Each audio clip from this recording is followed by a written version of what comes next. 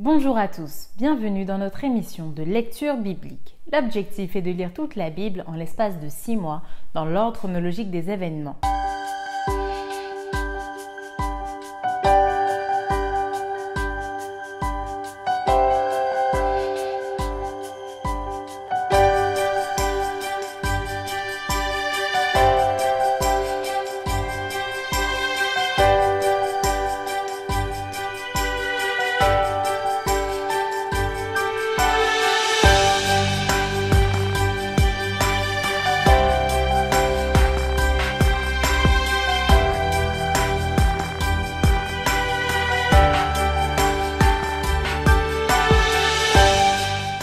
Cette émission vous est proposée par l'Église adventiste du 7e jour d'Évry. Si vous voulez suivre ce plan, vous pouvez cliquer sur le lien dans la description. N'hésitez pas à vous abonner à notre chaîne Évry Adventiste afin de recevoir toutes les nouvelles vidéos de lecture. Et n'hésitez pas à poser toutes vos questions dans les commentaires. Aujourd'hui, nous lirons le livre de Actes du chapitre 27 à 28. Nous poursuivrons par le livre de Colossiens et nous terminerons par le livre de Philémon. Actes chapitre 27. Lorsqu'il fut décidé que nous nous embarquerions pour l'Italie, on remit Paul et quelques autres prisonniers à un centenier de la cohorte, Auguste, nommé Julius. Nous montâmes sur un navire d'Adramite qui devait côtoyer l'Asie et nous partîmes ayant avec nous Aristarque, macédonien de Thessalonique. Le jour suivant, nous abordâmes à Sidon et Julius, qui traitait Paul avec bienveillance, lui permit d'aller chez ses amis et de recevoir leurs soins. Partis de là, nous longeâmes l'île de Chypre parce que les vents étaient contraires. Après avoir traversé la mer qui baigne la Cilicie et la Pamphylie, nous arrivâmes à Myra en Lycie. Et là, le centenier, ayant trouvé un navire d'Alexandrie qui allait en Italie, nous y fit monter. Pendant plusieurs jours, nous naviguâmes lentement et ce ne fut pas sans difficulté que nous atteignîmes la hauteur de Cnide où le vent ne nous permit pas d'aborder. Nous passâmes au-dessous de l'île de Crète du côté de Salmone. Nous la côtoyâmes avec peine et nous arrivâmes à un lieu nommé Beauport près duquel était la ville de Lacée. Un temps assez long s'était écoulé et la navigation devenait dangereuse car l'époque même du jeûne était déjà passée. C'est pourquoi Paul avertit les autres en disant « Ô homme, je vois que la navigation ne se fera pas sans péril et sans beaucoup de dommages, non seulement pour la cargaison et pour le navire, mais encore pour nos personnes. » Le centenier écouta le pilote et le patron du navire plutôt que les paroles de Paul. Et comme le port n'était pas bon pour hiverner, la plupart furent d'avis de le quitter pour tâcher d'atteindre Phénix, port de Crète, qui regarde le sud-ouest et le nord-ouest afin d'y passer l'hiver. Un léger vent du sud vint à souffler et se croyant maîtres de leur dessein, ils levèrent l'ancre et côtoyèrent de près l'île de Crète. Mais bientôt un vent impétueux, qu'on appelle Eurachillon, se déchaîna sur l'île. Le navire fut entraîné sans pouvoir lutter contre le vent et nous nous laissâmes aller à la dérive. Nous passâmes au-dessous d'une petite île nommée Clauda et nous eûmes de la peine à nous rendre maîtres de la chaloupe. Après l'avoir hissé, on se servit des moyens de secours pour ceindre le navire et dans la crainte de tomber sur la Syrte, on abaissa les voiles. C'est ainsi qu'on se laissa emporter par le vent. Comme nous étions violemment battus par la tempête, le lendemain, on jeta la cargaison à la mer et le 3e jour, nous y lançâmes de nos propres mains les agrès du navire. Le soleil et les étoiles ne parurent pas pendant plusieurs jours et la tempête était si forte que nous perdîmes enfin toute espérance de nous sauver. On n'avait pas mangé depuis longtemps. Alors Paul, se tenant au milieu d'eux, leur dit « Ô homme, il fallait m'écouter et ne pas partir de Crète afin d'éviter ce péril et ce dommage. Maintenant je vous exhorte à prendre courage, car aucun de vous ne périra et il n'y aura de perte que celle du navire. Un ange du Dieu à qui j'appartiens et que je sers m'est apparu cette nuit et m'a dit « Paul, ne crains point, il faut que tu comparaisses devant César et voici Dieu t'a donné tous ceux qui naviguent avec toi. C'est pourquoi, ô homme, rassurez-vous, car j'ai cette confiance en Dieu qu'il en sera comme il m'a été dit. Mais nous devons échouer sur une île. » La 14e nuit, tandis que nous étions ballottés sur l'Adriatique, les matelots vers le milieu de la nuit soupçonnèrent qu'on approchait de quelque terre. Ayant jeté la sonde, ils trouvèrent 20 brasses. Un peu plus loin, ils la jetèrent de nouveau et trouvèrent 15 brasses. Dans la crainte de heurter contre des écueils, ils jetèrent 4 ancres de la poupe et attendirent le jour avec impatience. Mais comme les matelots cherchaient à s'échapper du navire et mettaient la chaloupe à la mer sous prétexte de jeter les ancres de la proue, Paul dit aux centeniers et aux soldats : « Si ces hommes ne restent pas dans le navire, vous ne pouvez être sauvés. » Alors les soldats coupèrent les cordes de la chaloupe et la laissèrent tomber.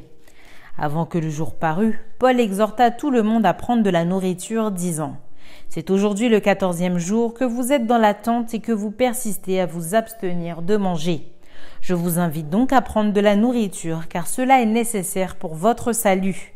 Et il ne se perdra pas un cheveu de la tête d'aucun de vous. » Ayant ainsi parlé, il prit du pain et après avoir rendu grâce à Dieu devant tous, il le rompit et se mit à manger. Et tous, reprenant courage, mangèrent aussi. Nous étions dans le navire 276 personnes en tout. Quand ils eurent mangé suffisamment, ils allégèrent le navire en jetant le blé à la mer. Lorsque le jour fut venu, ils ne reconnurent point la terre, mais ayant aperçu un golfe avec une plage, ils résolurent d'y pousser le navire s'ils le pouvaient. Ils délièrent les ancres pour les laisser aller dans la mer, et ils relâchèrent en même temps les attaches des gouvernails. Puis ils mirent au vent la voile d'artimon et se dirigèrent vers le rivage.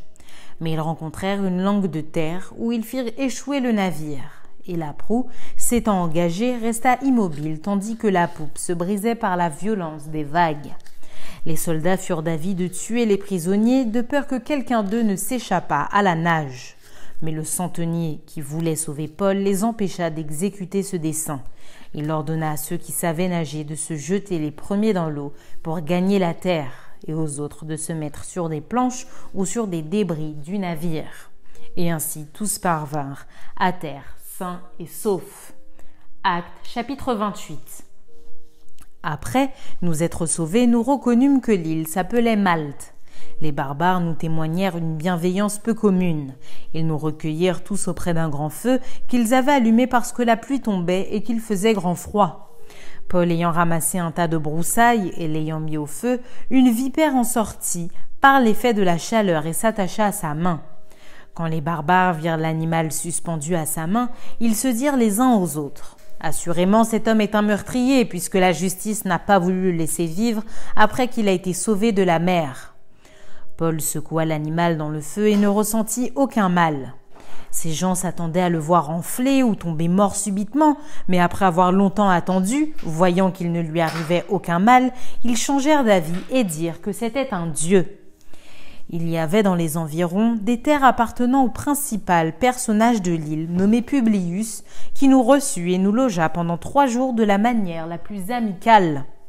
Le père de Publius était alors au lit, malade de la fièvre et de la dysenterie.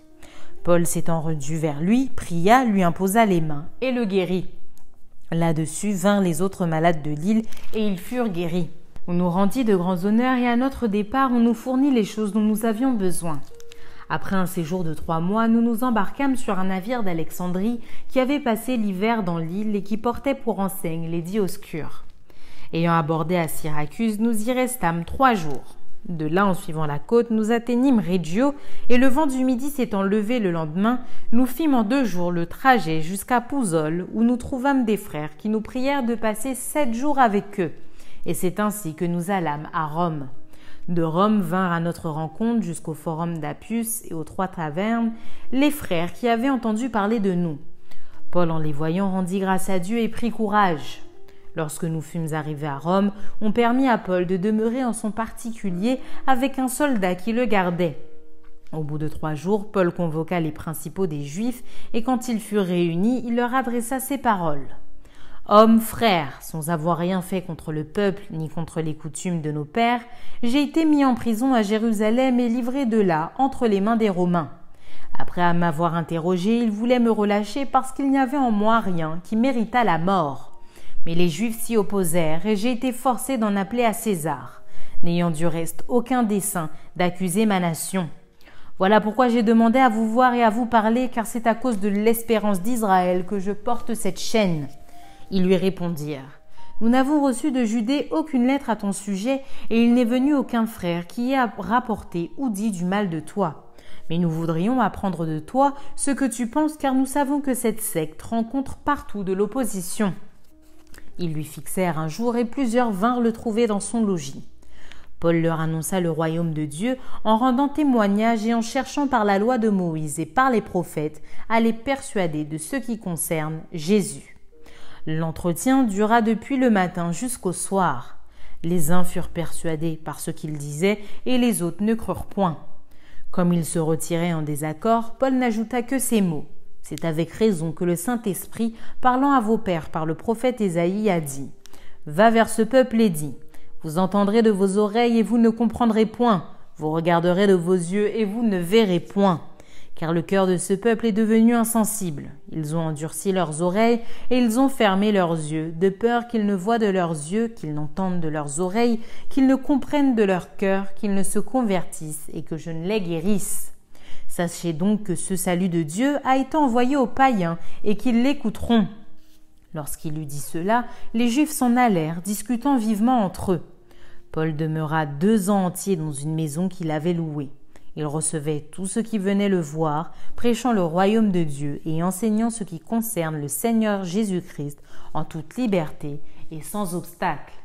Fin du livre de Actes.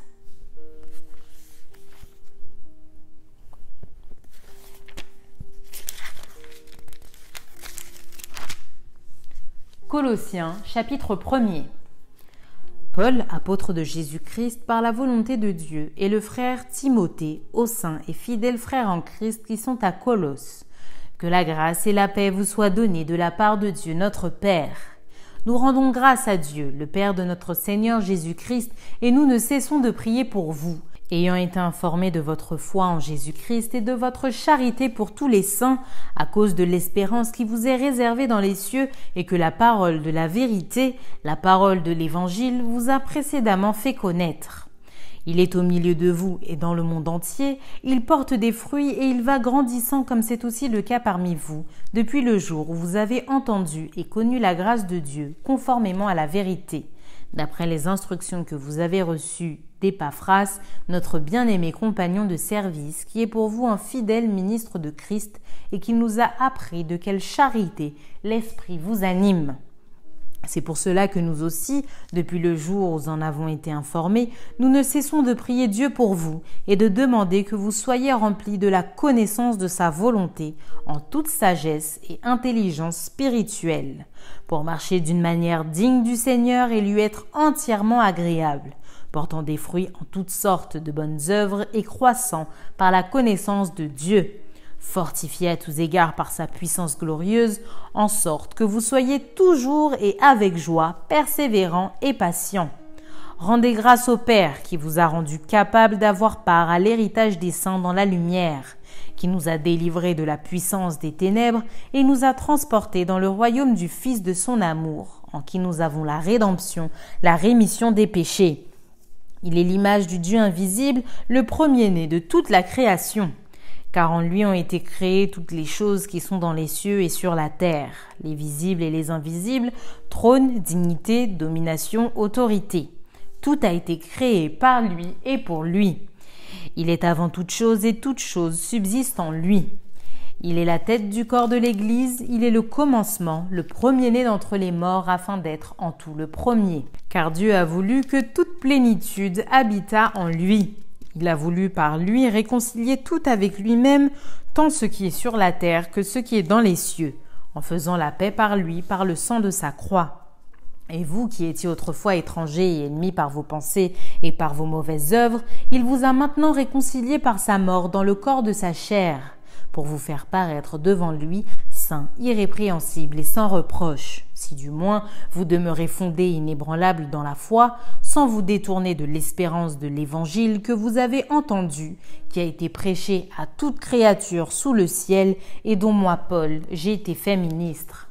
Je me réjouis maintenant dans mes souffrances pour vous, et ce qui manque aux souffrances de Christ, je l'achève en ma chair, pour son corps qui est l'Église.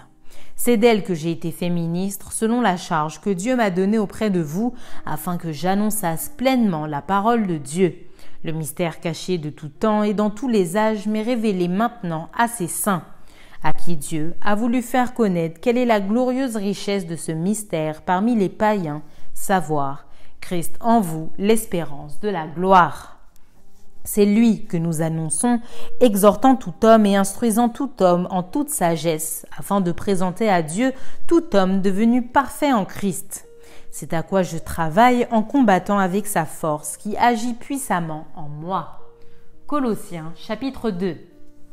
Je veux en effet que vous sachiez combien est grand le combat que je soutiens pour vous et pour ceux qui sont à Laodicée et pour tous ceux qui n'ont pas vu mon visage en la chair, afin qu'il ait le cœur rempli de consolation, qu'il soit uni dans la charité et enrichi d'une pleine intelligence pour connaître le mystère de Dieu, savoir Christ, mystère dans lequel sont cachés tous les trésors de la sagesse et de la science. Je dis cela afin que personne ne vous trompe par des discours séduisants. Car si je suis absent de corps, je suis avec vous en esprit, voyant avec joie le bon ordre qui règne parmi vous et la fermeté de votre foi en Christ. Ainsi donc, comme vous avez reçu le Seigneur Jésus-Christ, marchez en lui, étant enracinés et fondés en lui et affermis par la foi, d'après les instructions qui vous ont été données et abondés en actions de grâce.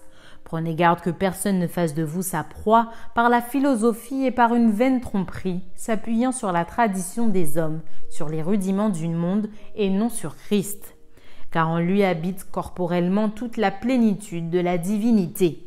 Vous avez tout pleinement en lui, qui est le chef de toute domination et de toute autorité. Et c'est en lui que vous avez été circoncis d'une circoncision que la main n'a pas faite, mais de la circoncision de Christ, qui consiste dans le dépouillement du corps de la chair.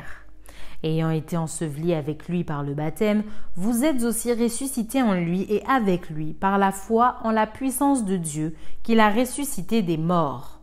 Vous qui étiez morts par vos offenses et par l'incirconcision de votre chair, il vous a rendus à la vie avec lui, en nous faisant grâce pour toutes nos offenses. Il a effacé l'acte dont les ordonnances nous condamnaient et qui subsistait contre nous, et il l'a détruit en le clouant à la croix. Il a dépouillé les dominations et les autorités et les a livrées publiquement en spectacle en triomphant d'elles par la croix. Que personne donc ne vous juge au sujet du manger ou du boire ou au sujet d'une fête, d'une nouvelle lune ou des sabbats. C'était l'ombre des choses à venir, mais le corps est en Christ. Qu'aucun homme sous une apparence d'humilité et par un culte des anges ne vous ravisse à son gré le prix de la course, tandis qu'il s'abandonne à ses visions et qu'il est enflé d'un vain orgueil par ses pensées charnelles, sans s'attacher au chef dont tout le corps assisté et solidement assemblé par des jointures et des liens tire l'accroissement que Dieu donne. Si vous êtes mort avec Christ au rudiment du monde, pourquoi, comme si vous viviez dans le monde, vous impose-t-on ces préceptes ? Ne prends pas, ne goûte pas, ne touche pas. Préceptes qui tous deviennent pernicieux par l'abus et qui ne sont fondés que sur les ordonnances et les doctrines des hommes. Ils ont à la vérité une apparence de sagesse en ce qu'ils indiquent un culte volontaire, de l'humilité et le mépris du corps, mais ils sont sans aucun mérite et contribuent à la satisfaction de la chair. Colossiens chapitre 3.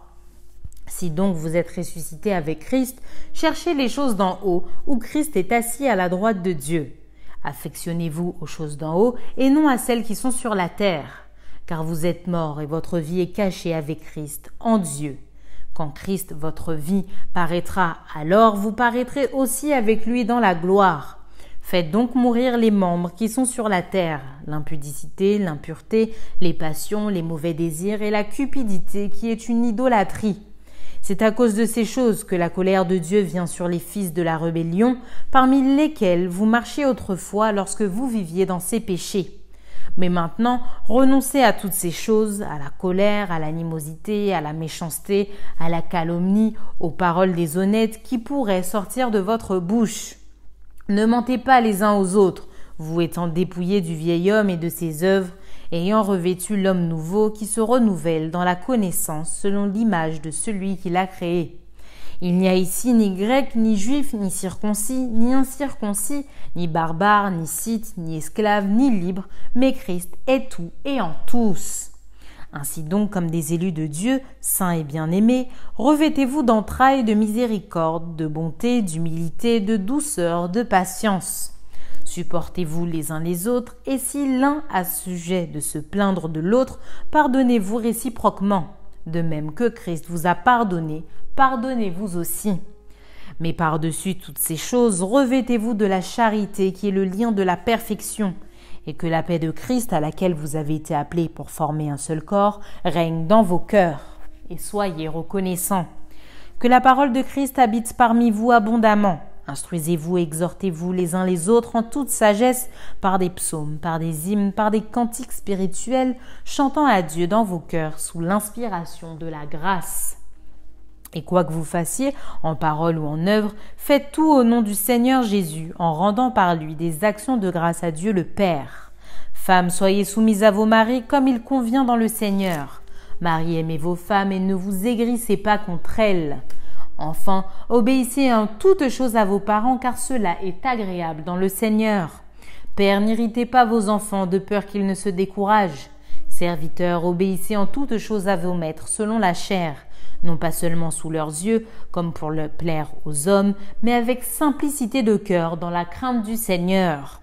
Tout ce que vous faites, faites-le de bon cœur, comme pour le Seigneur et non pour des hommes, sachant que vous recevrez du Seigneur l'héritage pour récompense. Servez Christ le Seigneur, car celui qui agit injustement recevra selon son injustice et il n'y a point d'acception de personne. Colossiens chapitre 4. Maîtres, accordez à vos serviteurs ce qui est juste et équitable, sachant que vous aussi vous avez un maître dans le ciel. Persévérez dans la prière, veillez-y avec action de grâce. Priez en même temps pour nous, afin que Dieu nous ouvre une porte pour la parole, en sorte que je puisse annoncer le mystère de Christ pour lequel je suis dans les chaînes, et le faire connaître comme je dois en parler. Conduisez-vous avec sagesse envers ceux du dehors et rachetez le temps. Que votre parole soit toujours accompagnée de grâce, assaisonnée de sel, afin que vous sachiez comment il faut répondre à chacun. Tychik, le bien-aimé frère et le fidèle ministre, mon compagnon de service dans le Seigneur, vous communiquera tout ce qui me concerne. Je l'envoie exprès vers vous pour que vous connaissiez notre situation et pour qu'il console vos cœurs. Je l'envoie avec Onésime, le fidèle et bien-aimé frère qui est des vôtres. Ils vous informeront de tout ce qui se passe ici. Aristarque, mon compagnon de captivité, vous salue, ainsi que Marc, le cousin de Barnabas, au sujet duquel vous avez reçu des ordres. S'il va chez vous, accueillez-le. Jésus, appelé Justus, vous salue aussi.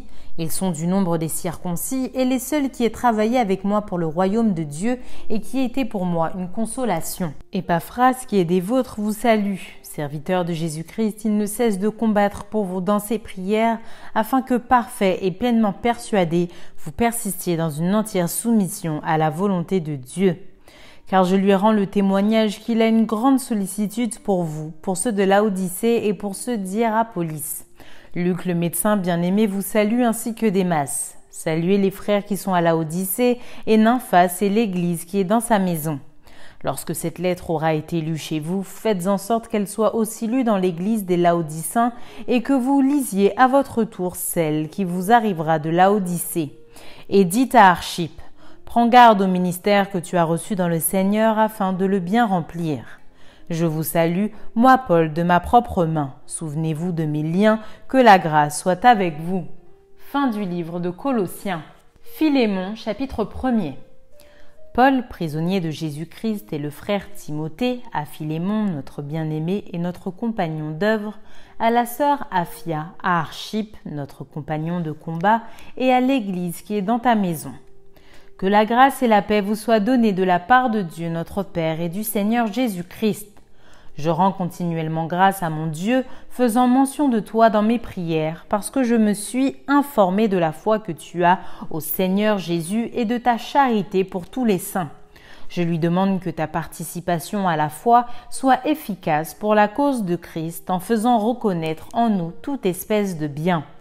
J'ai en effet éprouvé beaucoup de joie et de consolation au sujet de ta charité, car par toi, frère, le cœur des saints a été tranquillisé.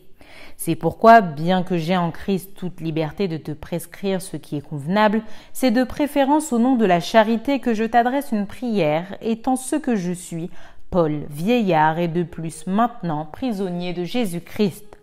Je te prie pour mon enfant que j'ai engendré étant dans les chaînes, Onésime, qui autrefois t'a été inutile, mais qui maintenant est utile et à toi et à moi. Je te le renvoie, lui, mes propres entrailles. J'aurais désiré le retenir auprès de moi pour qu'il me servît à ta place pendant que je suis dans les chaînes pour l'Évangile.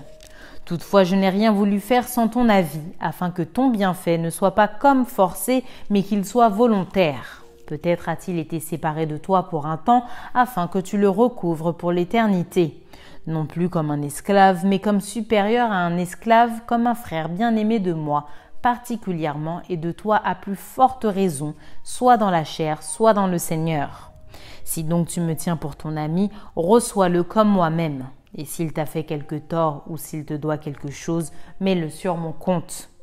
Moi, Paul, je l'écris de ma propre main, je paierai pour ne pas te dire que tu te dois toi-même à moi. Oui, frère, que j'obtienne de toi cet avantage dans le Seigneur, tranquillise mon cœur en Christ. C'est en comptant sur ton obéissance que je t'écris, sachant que tu feras même au-delà de ce que je dis. En même temps, prépare-moi un logement, car j'espère vous être rendu grâce à vos prières. Épaphras, mon compagnon de captivité en Jésus-Christ, te salue, ainsi que Marc, Aristarque, Démas, Luc, mes compagnons d'œuvre. Que la grâce de notre Seigneur Jésus-Christ soit avec votre esprit. Fin du livre de Philémon. Merci d'avoir partagé cette lecture avec nous. Je vous donne rendez-vous demain, si Dieu veut, pour un nouvel épisode.